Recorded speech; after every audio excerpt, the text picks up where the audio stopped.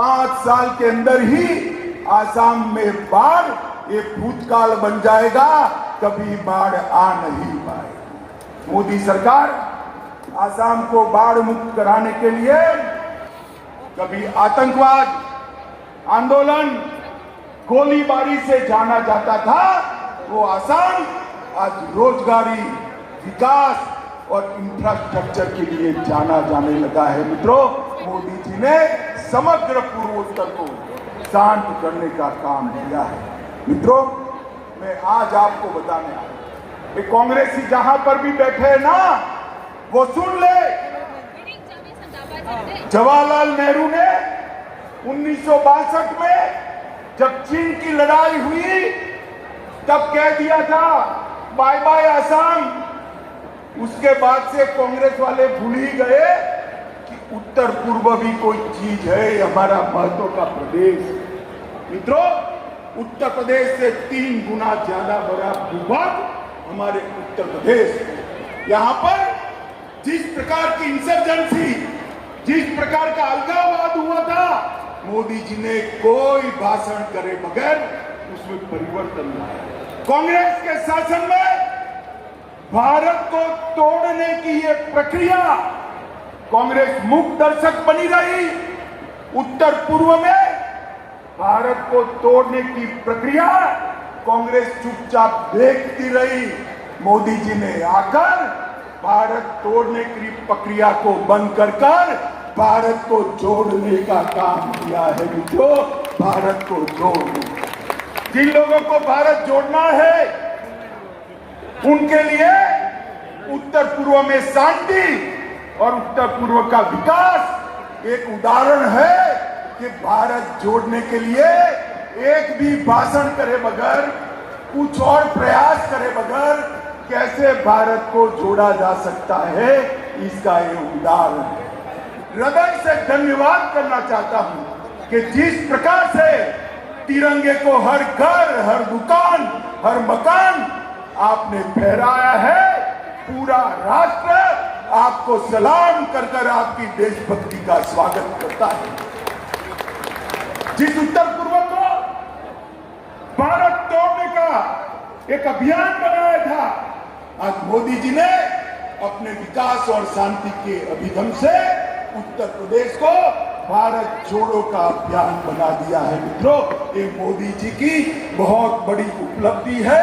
जब भी उत्तर प्रदेश, उत्तर पूर्व का इतिहास लिखा जाएगा, मोदी जी का नाम, भारतीय जनता पार्टी का नाम सुवर्ण अक्षरों से लिखने के लिए इतिहासकार मजबूर हो जाएंगे। चुनिंदा राज्यों को ही, चुनिंदा राज्यों की पुलिस को ही अपने परफॉर्मेंस और भारत निष्ठा के आधार पर राष्ट्रपति का कलर मिलता है। राष्ट्रपति का प्रतीक देश की चुनिंदा पुलिस के पास है। और मैं आज आसाम के मुख्यमंत्री जी को बधाई देना चाहता हूं कि आज आसाम की पुलिस के पास भी प्रेसिडेंट कलर सम्मान के साथ उसको देने का काम है। गैंडों की सुरक्षा, यहां जो घुसपैठिए थे, गैंडों का शिकार करते थे, काजीरंगा के जंगलों को अपना अड्डा बनाकर बैठे थे। भाजपा की आसाम सरकार ने न केवल काजीरंगा के जंगलों को घुसपैठियों से मुक्त किया, जहां जहां सरकारी जमीन पर एंक्रोचमेंट था उसको उखाड़ कर फेंकने का काम आसाम सरकार ने किया। सुपारी की तस्करी और हथियारों की तस्करी भी बड़ी मात्रा में होती थी। आज आसाम को हथियार की तस्करी से, सुपारी की तस्करी से हेमंत बिस्वा शर्मा ने पूर्णतया मुक्त कराने का काम किया है। माताओं, भाइयों, बहनों, विधानसभा चुनाव में मैं घोषणा पत्र घोषित करने आया था। मैंने कहा था आतंकवाद मुक्त, हड़ताल मुक्त आसाम हम बना चुके हैं। एक 5 साल दीजिए तो हम आसाम को बाढ़ मुक्त बनाने का काम करेंगे। आसाम में बाढ़ नहीं है। कल एनईसी के चेयरमैन के नाते मैंने यहाँ मुख्यमंत्री जी और अधिकारियों की एक बैठक करी। हेमंत जी ने और आसाम सरकार ने एक महत्वाकांक्षी योजना तैयार की है। तो योजना के अंदर 5 साल के अंदर ही आसाम में बाढ़ ये भूतकाल बन जाएगा, कभी बाढ़ आ नहीं पाएगी। मोदी सरकार आसाम को बाढ़ मुक्त कराने के लिए कृत संकल्प। पहली बार आसाम में धान की खरीदी हुई, लाखों करोड़ों रुपए के धान को खरीदा गया। उद्योगों के बढ़ावे के लिए मैं आने के पहले ही ईओडीबी पोर्टल देख रहा था। मुझे याद है उस समय हेमंत बिस्व शर्मा स्वास्थ्य मंत्री होते थे। इन्होंने चर्चा की और कहा कि चाय के बागानों के बच्चों के स्वास्थ्य की चिंता होनी चाहिए। और मोदी जी ने उसी समय मोबाइल वैन डिस्पेंसरी को एक नहीं बड़ी संख्या में चाय के बागानों में पोस्ट करके वहां पर स्वास्थ्य की चिंता। आज वहां मॉडल स्कूल बनाए जा रहे हैं, उनकी चिंता की जा रही है। कल बहुत गहराई के साथ गृह मंत्री जी के साथ वहां के विकास के लिए क्या योजना बन सकती है उसकी चिंता की गई है।